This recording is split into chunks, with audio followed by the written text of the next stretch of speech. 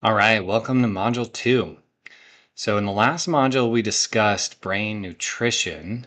And in this module, we're going to discuss the lifestyle factors or pillars or activities that you can do, the different habits that you can implement in order to support your brain. And part of this brain support is creating neuroplasticity. So, if you haven't heard this term, basically, the brain is considered to be plastic. So it changes. It changes based on the stimuli that you give it. And so, most of what we're going to be discussing today are different stimuli that you can give your brain in order to ensure that it functions optimally, that has the neuroplasticity in the right areas of the brain, and that's going to enhance your mental clarity, your resilience, your performance. So let's jump in here. So basically, the goal of this course is to discuss these different lifestyle pillars, talk about how they create this foundation for neuroplasticity and brain regeneration. We're going to talk about sleep, exercise, stress management, environmental toxins, light exposure, social connection, and different mind body practices. So, before we get into that, let's talk a little bit more about the specific parts of the brain or aspects of the brain or aspects of physiology that we're targeting here with these different interventions. And so the first one that we want to talk about is the lymphatic system. So many of you probably have heard of the lymphatic system. So the lymphatic system is in the body. It's the blood is considered the faucets, and the lymphatics is considered the drains. So you've got lymph nodes, you've got lymph vessels throughout the body, and their primary job is to pick up the trash and get it out of the body. So, or at least bring it somewhere in the body that can process it and get rid of it, like the liver or the kidneys or something like that. So, the brain has a similar system called the lymphatic system. And so, basically, this system is removing the metabolic waste in the brain. It's also clearing out any of these amyloid proteins. If you're here, you probably have some concern about Alzheimer's disease, as that is the most common form of dementia. And so, optimizing our lymphatic system may have a preventative effect on that. So we want to optimize our lymphatic system through the different recommendations and lifestyle that we implement. And we primarily do that through optimizing our sleep architecture.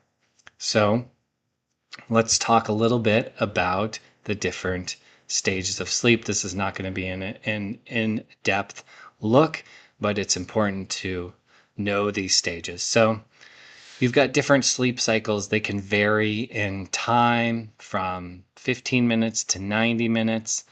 You've got light sleep. That's usually where you spend most of your time in sleep. Say 50 or more percent of your time is in light sleep.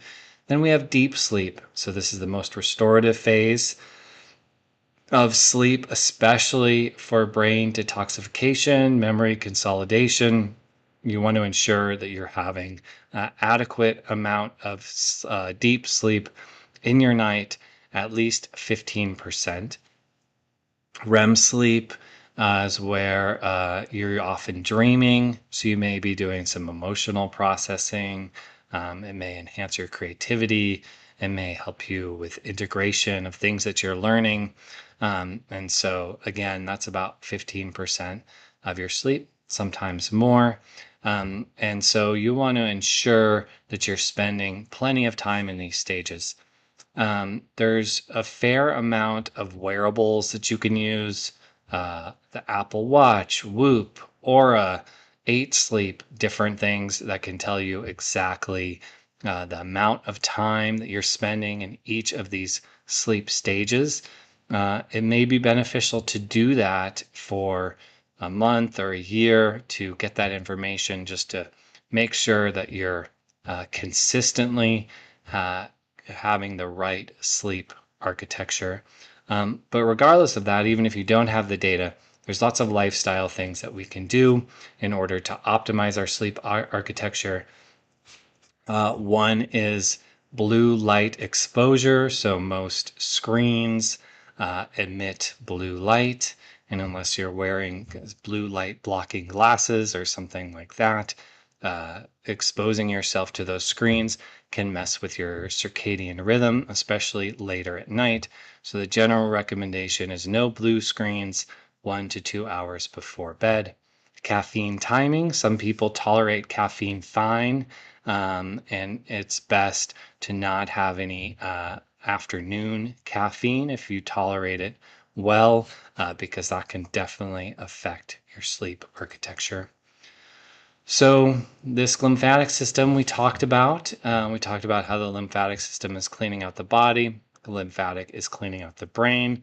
It's basically like, at our house, we load the dishwasher at night and then we turn it on and then we've got clean dishes in the morning. Your lymphatic system is basically doing that same thing for you. It's, cleaning everything while you're asleep at night. And so you want to make sure that you're, cleaning all of that out. And so this is all a fluid-based system, the cerebral spinal fluid, the lymphatic fluid, all of these different fluids are kind of how things are carried around the body. Of course, you have the electrical impulses in the nervous system where information is carried, but the actual substances of the body are carried through the liquids in the body.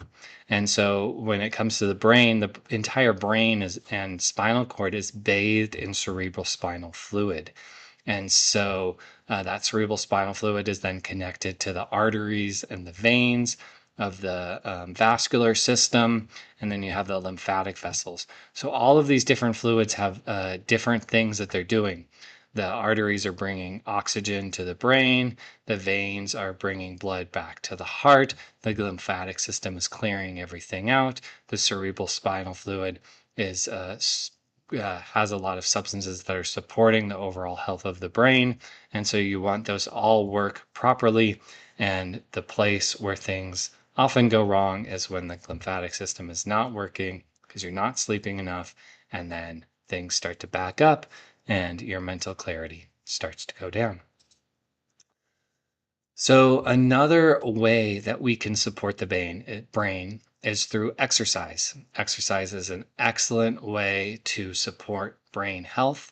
And the research primarily shows the effect of high intensity exercise as one of the most effective ways for supporting the brain. Mostly because the research is showing that high intensity exercise stimulates the production of brain-derived neurotrophic factor, BDNF. BDNF is basically Miracle-Gro for your brain. It helps stimulate new neural connections. It protects against degeneration. So, depending on your age and your fitness, high intensity exercise may be a great strategy for you. If not, you definitely need to exercise. This is a great support for your brain. You need to find an exercise that gets your heart rate up as much as you are comfortable with in order to stimulate the BDNF and to support your overall brain health. So, other types of exercise do stimulate BDNF, but it's the high intensity exercise that stimulates it the most.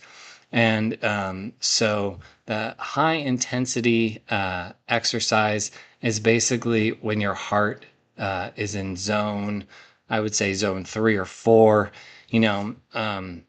It really depends on what your normal zones are. There's kind of the general zones, but each person usually has their own zones for their heart. And so, spending adequate time in those higher zones is where you're going to get the most bang for your buck in terms of the production of this BDNF, which is helping the neurons thrive here, helping them connect, creating new neural connections. And so we'll give you some ideas in one of the handouts on ways to do this. Stress. So we all have stress in our lives. It's inevitable. It's a part of life. But chronic stress, either psychologically or physiologically, when you're exposed to things that are causing physical or chemical stress in your body, can shrink the brain.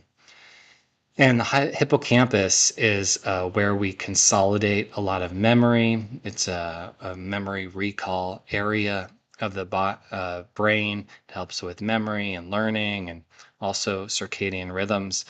So chronic stress exposure has a very strong impact on this area of the brain.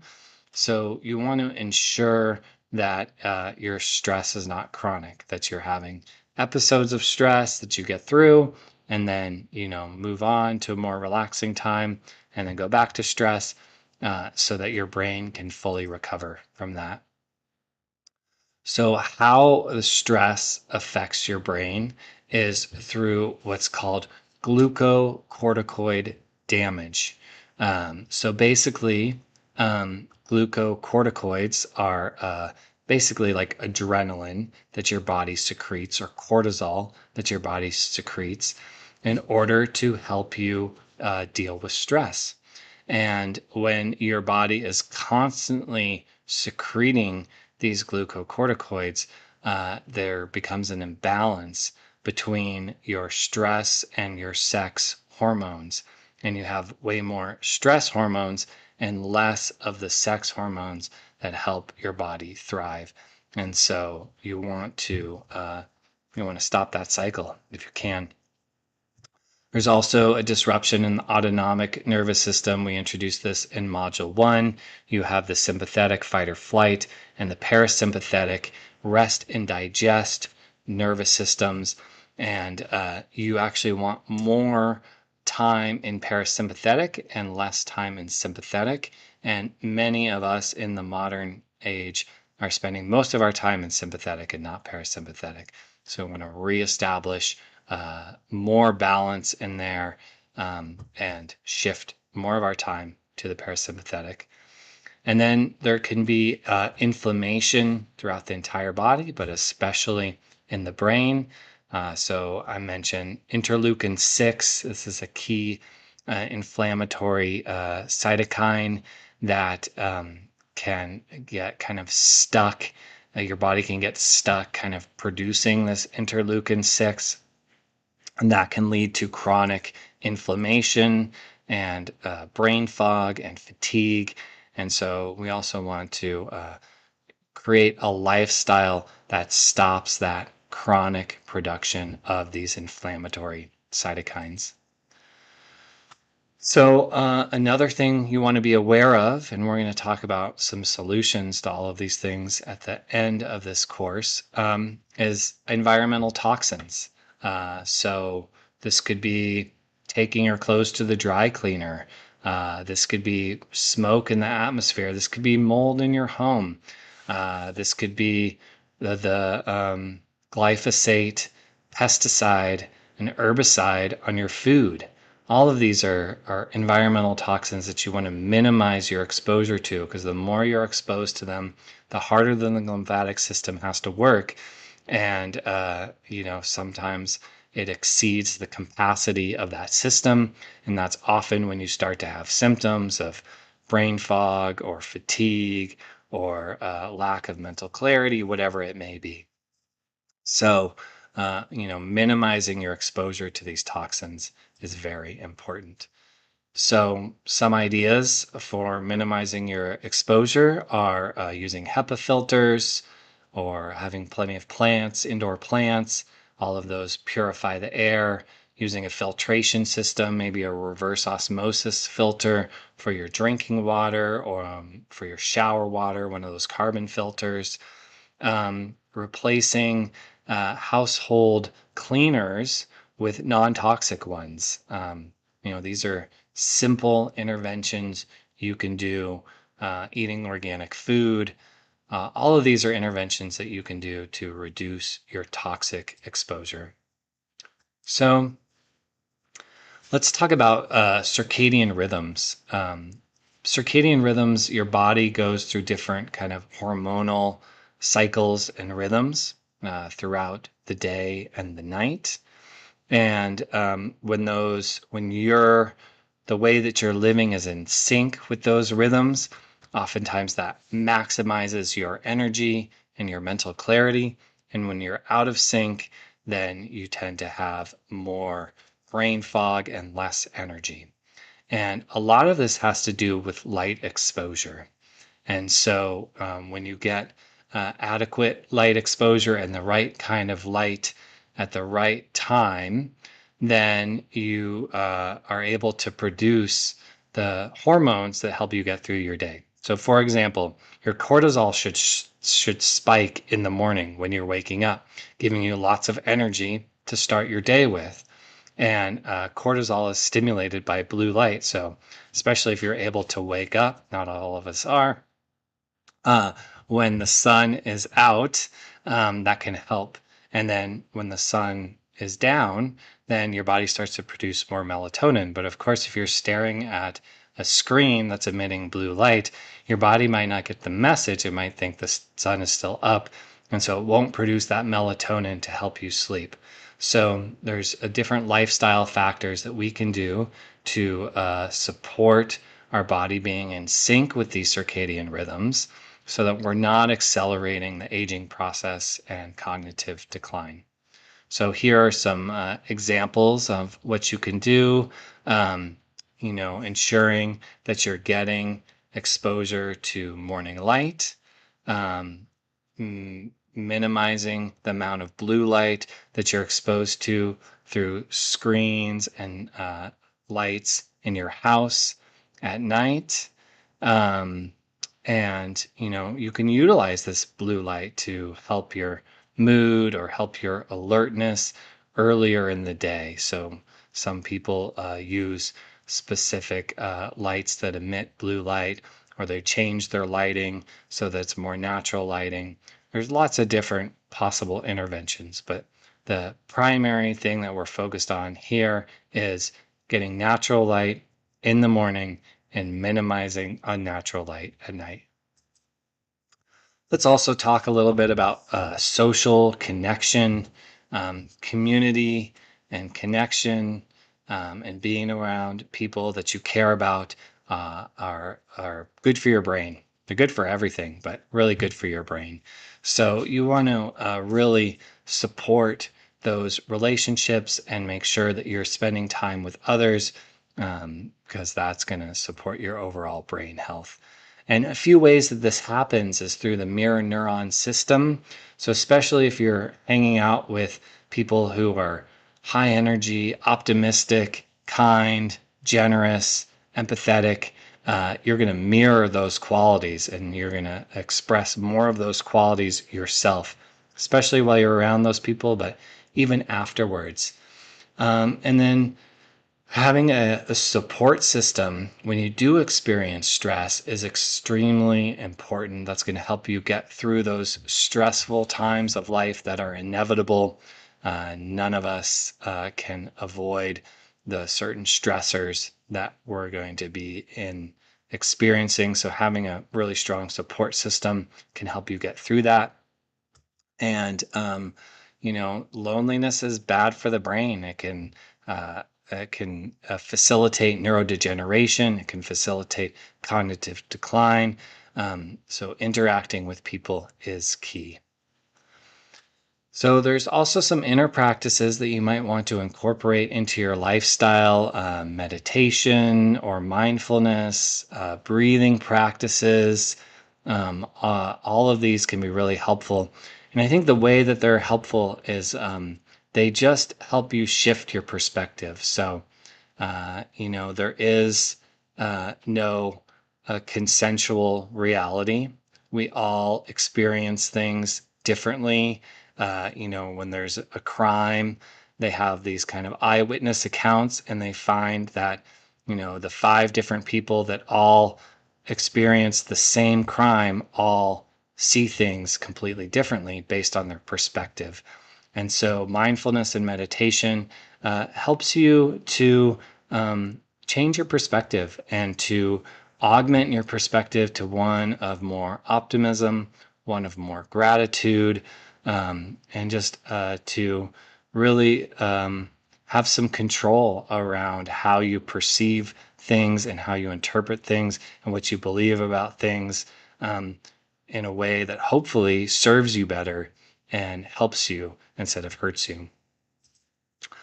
So, a couple different techniques here are deep breathing, like the 4-7-8 breathing method, where you inhale for 4, you hold for 7, you exhale for 8, and then you repeat that. That structured breathing practice can be helpful to really calm you down, to reduce the stress in your life. But just deep belly breathing in general, it's really helpful. So we've gone through a ton of different lifestyle recommendations. Some of them maybe you're already doing. Some of them may be new to you. So the plan from here on out is to figure out which you would like to integrate into what you're currently doing and figuring out how to do that. And my advice here is, to only pick one, maybe two. Don't overdo it, because these can be challenging to implement. And so you want to give all of your energy to one of them to ensure that you get the best results out of that, and then layer that in. And also to remind you that these don't work in isolation. Just because you're doing one of them doesn't mean that you're completely supporting your brain. Really, the more of these that you can do, and the more often you can do them, the more supportive that's going to be for your overall brain health. So we have this example: sleep improves exercise, which reduces stress, which enhances sleep. So they all kind of work with one another. So as you're putting together a plan, here's a little recap. Sleep is non-negotiable. Make sure you're getting enough sleep, unless you're in a medical residency or something and you can't, there's no choice. Exercise is brain medicine. Stress, chronic stress is what this should say, because we're all going to experience stress, can atrophy your brain. So just reiterating, implement a couple of these. So thank you so much for watching. I hope this was really valuable for you. If there's anything that you have questions about, comments about, anything that you didn't understand, anything that you wanted more information about, please let us know. We've created this course for you, and so we really want to ensure that you're getting the most out of it as possible. So if there's anything additional that we can provide you with, please let us know. And thanks for watching.